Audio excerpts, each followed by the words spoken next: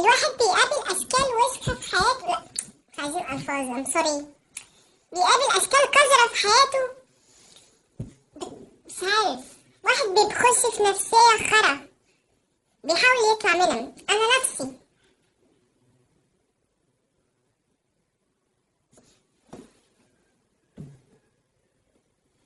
مفيش حد، انتوا اللي تروشوني. المهم بيخش في نفسية زفت. انا نفسي بحاول اطلع منها باي طريقة، ما اعرفش ازاي بطلع منها بس بحاول. مش فاهم اي حاجة في الابول. المهم يعني موضوعنا النهاردة، لا ما مش هينفع كده. موضوعنا النهاردة عن المرتبطين. انا الحمد لله خلاص بلا ارتباط بلا خرا، خلصت نفسي من الحوارات دي كلها. مهم اللي بيخش في الحلال ان شاء الله وبيتقدم ربنا يكرمكم، ودول قليلين قوي. المهم الناس الحبيبة، ها، اللي هم خلاص احنا داخلين على رمضان، يعني كل سنة وانتم طيبين، رمضان كريم. اللي بقى اللي يرتبطوا بقى شغل المحن بقى، ايه يا حبيبي انت صايم النهارده؟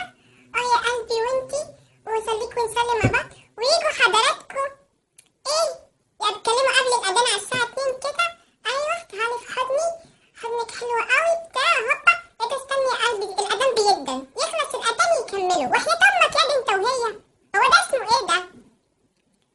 وايه يبقى ماشي في لا حرام وبتاع، ويجوا يتكلموا في التليفون، حضنك وحشني قوي، جيبي بوسه، دي مش عارف ايه، لا وهي بقى بروح امها بقى ايه بقى لو صايمين بقى يقول لها هاتي بوسه ولا حاجه، استنى بعد الفطار على اساس يروح امك ان دي مش حرام ودي مش حرام، وحياة امك ده انتوا هتولعوا، انتوا كده هتخشوا مع ابو لهب في حجره، تخشوا كده في حجره هيبصوا هتتسووا، بس كل واحد يتقي ربنا كده في حبيبته، واللي ما بيحبهاش يسيبها، ماشي؟